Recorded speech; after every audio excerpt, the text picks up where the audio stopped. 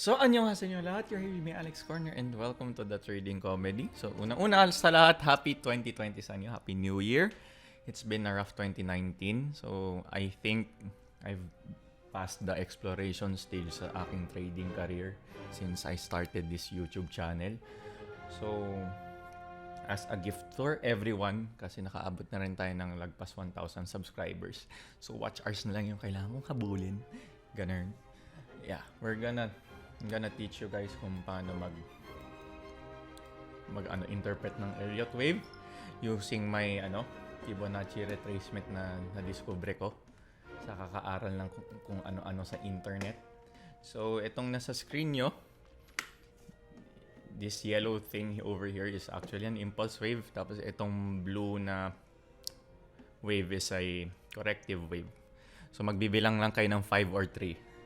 So, ganun lang yung Elliott wave theory. So, I don't wanna delve in too much dito sa topic na to. So, research na lang kayo sa Google kung gusto niyo pang malaman yung mga rules about this one. Pero basically, kailangan lang i-memorize yung itsura niya. So, karamihan ng mga charts ganito lagi yung itsura. So, I'm gonna show you kung paano pinaplat ng mga Elliotticians to.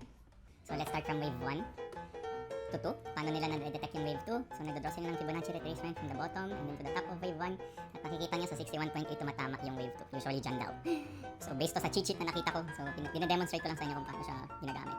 Tapos, yung ginagawa naman nila to predict wave 2 to wave 3, kung paano na-arrive dito. Yung ginagawa naman nila, they use a trend-based Fibonacci. So, punta lang kayo dito sa Instagrams nyo, find the trend-based Fib extension. So, dinadrawing nila yung from the origin wave to wave 1, then pababa dito, wave 2.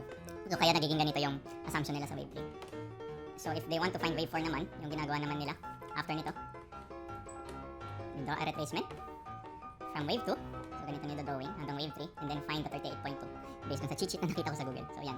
So, nakita nyo yung wave 4 tumama dito. So, 38.2%. And then, lastly, yung wave 5 naman, usually daw sa 61.8 ng trend-based Fibonacci. So, we're gonna draw it right now.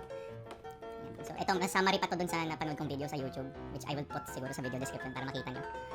Mas haba kasi sa kanya, ito mas shortcut lang. So, ganito nila ginagamit yung Fibonacci retracement sa determine ng mga waves. So, yan. Napansin nyo yung wave 5 tumama dito sa 61.8. And then, ayun, ganun mag-drawing ng impulse wave. Ganun mag-forecast. Tapos sa naman, ano ba to? Corrective.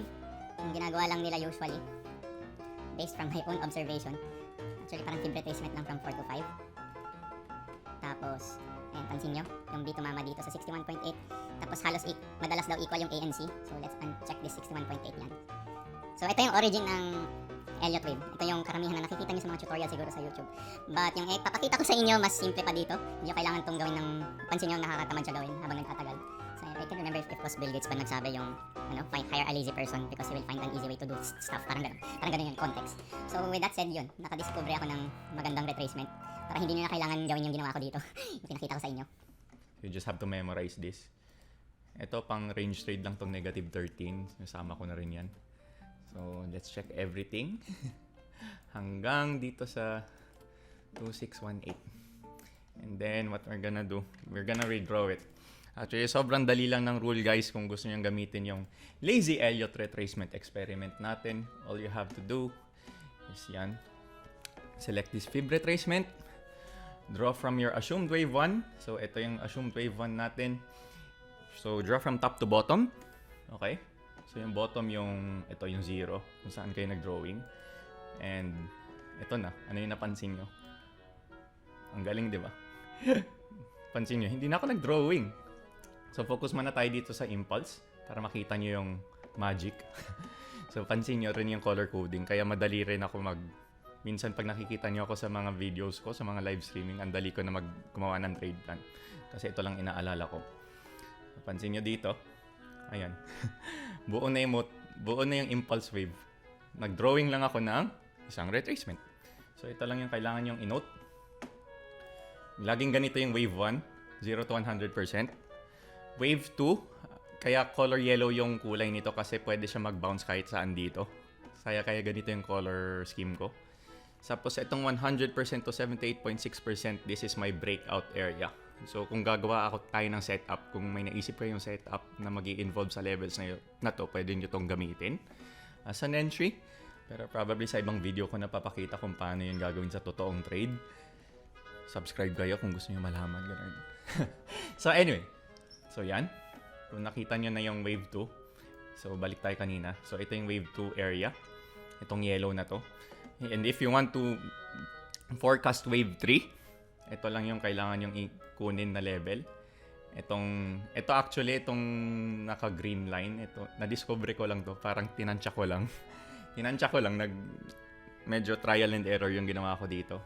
Kaya ito yung na-come up kong levels. Itong 196% to 216.18%. So mamaya papakita ako siguro ng konting charts para makita nyo yung ease of use nito. Kung bakit ginagamit ko na to instead of the traditional way na ginagawa ng mga Elliottations. So nag-drawing pa ng trend-based fib. Ito isang Fibonacci lang, di ba? Kita mo na lahat. So ito yung 4. So dito naman yung next tayo sa impulse pala. Dito usually tumatama yung 4. Kaya ganito din yung color coding. And then for wave 5, yung pinakadulo ng impulse, usually nandito sa area na to. O, diba guys? Madali lang. Yun lang kailangan nyo i-memorize. Paulit-ulit nyo lang ito titignan. Yan. So, set nyo lang sa Instagrams nyo to kung gusto nyo gamitin tong retracement na to. So, next naman, I think napakita ko na yung sa corrective. So, yung rule lang sa impulse, again guys, you just gonna have to plot wave 1, your assumed wave 1, and that's it. So, yun. So, what if, next naman, kunwari, gusto nyo maghanap ng corrective. Kunwari, ito yung nakita nyo sa chart. Nakakita kayo ng buong impulse, pero gusto nyo makapa kung nasan banda yung correction. So, just draw the retracement from wave 4 to 5, and then draw the assumed ABC. So, usually, yung itsura ng ABC, it will vary. So, starting from here, usually dito, tatama muna siya dito sa may bandang 4. And then, it would bounce off here. And then, bababa siya hanggang dito. Usually. Okay? So, ito yung basic na corrective. Pero may mga ibang corrective waves na umaabot din hanggang dito. So, itong green area na to is what I call my bottom picking, This is my bottom fishing area. So, sa ibang video ko napapakita kung paano nyo lalaroin yung mga ganong play. Binibigyan ko lang kayo ng idea kung gusto nyo mag-backtest at makahanap ng magic setups gamit ng retracement na to. Yun, be my guest. So, yun. So, sana naliwanagan kayo sa aking explanation for this lazy Elliott retracement. So, the last one, I would show a sample chart. So, sabihin natin itong Mega World. Yan, tinago ko muna yung present chart dito ni Mega World para makita nyo yung magic ng retracement na to. So, pro tip, kung baguhan pa kayo sa pagbabasa ng chart at gusto nyo matutunan yung waves, just switch your chart to Heiken Ashi. Hanapin nyo dito. Ayan o, on nyo tong Heiken Ashi. Kasi mas madali siyang basahin kaysa sa traditional candlesticks. But if you're gonna plan entries and exits, don't forget to switch back dun sa Japanese candlesticks kasi dun kayo makakahanap ng magandang entries. Itong Heiken Ashi parang summary lang. Pinapakita sa inyo yung kung uptrend ba or kung bullish or bearish ba yung buong candle, parang ganun. So for this example, this is Mega World. So tignan natin anong pwede natin i-assume dito. So for this example, I actually see an impulse wave.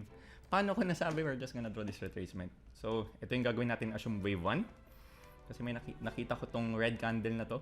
Feeling ko may untog yan somewhere. So if we're gonna draw from top to bottom, pansin nyo yung 61.8 na yan, tumama dito. And then, pansin nyo, nasan yung 5? Buong impulse siya. Bilangin natin. Actually, kahit di nyo na bilangin kasi may color coding. Pero for the sake of demonstration, para makita nyo. 1, 2, nasan yung 3? Yung green na line. 3, di ba? Sakto. 4, nandito. 5. Di ba? Galing guys, di ba? Magic. Magic siya. Tapos, ito naman, yung corrective retracement. So, yung pinakita ko sa inyo, impulse retracement. So, corrective retracement naman, hahanap kayo ng assumed wave 4 to wave 5. So, click again on the Fibonacci retracement. Ito yung trace nyo, from wave 4 to 5. Tapos, ano napansin nyo? May ABC dito. A. Ito, siguro ito yung B. C is here. Pwede kayo mag-assume na, magbabounce. So, may mga ganong place gamit ng retracement na to. But I'm going to explain it in another video. So, ayun. Pero, later on, as you backtest and practice this, may mga times na magkakaroon rin kayo ng mali. So, hindi rin to perfect tong system na to. You just have to understand how the wave moves. So, yun pala. Sa case ni Mega World, napansin natin. Gumawa pala siya ng impulse na pababa.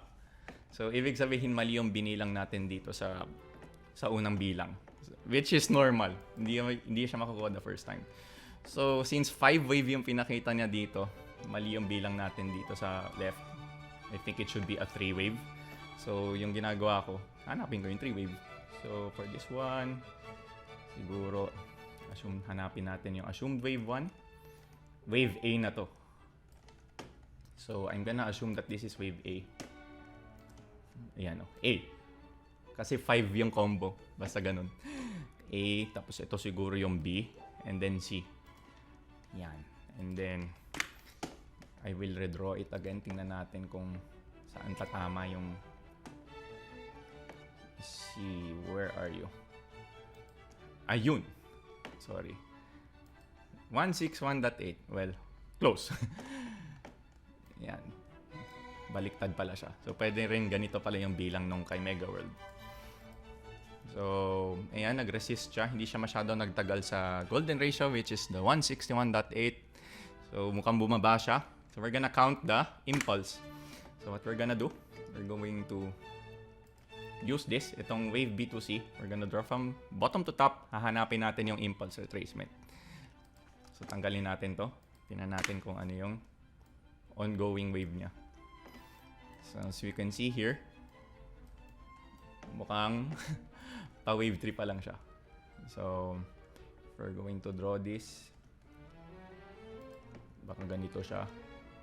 Or probably hindi pa tapos talaga yung wave 1 nito. You can count it this way. To probably nandito yung 3. Pero I think this is wrong. Kasi usually, dapat ang wave 2 dapat tumatama dito sa dilaw. So, mali yung plot natin. So, you have to readjust this. Okay? Kaya ito yung ginamit ko kasi yung assumption natin, hindi natin alam tong area na to. Itong nasa kanan. So, since may data na tayo dito sa kanan na ito yung ginagawa niya, we have to adjust. Okay? So, we're gonna use the assumed wave ito. Itong previous resistance na to. And then, we're going to draw yung swing low na ginawa niya. So, pwedeng ito. Hindi siya masyadong tumama dito. I think this would be a bit more accurate. Baka ito. Yeah, mukhang ito. Tingnan natin kung ito. And then we're gonna, yun, kakount nyo lang. Tingnan nyo lang if it makes sense na magwa-wave 3 to. So we're gonna count it again. So 1. Yeah, you won't get it the first time, guys. Kailangan nyo lang talaga i-practice. So probably dito yung 3, 4, and 5. So parang ganyan. So there. That wraps up my quick crash course on how to draw the retracement. My lazy Elliott retracement. So, if you think makatulong tong video na to, please do subscribe. And yeah, this has been your boy Alex Corner from the Trading Comedy. And I'll see you again on my next trades. Paalam! So, ito na yung mga bonus ko lang. Mga semicon sa PSE. So, yan. Alam niyo na kung bakit mahal na mahal ko tong retracement na to. So probably may place tong dalawang chart na to. So good luck sa mga naglalaro nito. So yun, Happy New Year sa inyo lahat. Good luck sa trades nyo and I'll see you again next time. Paalam!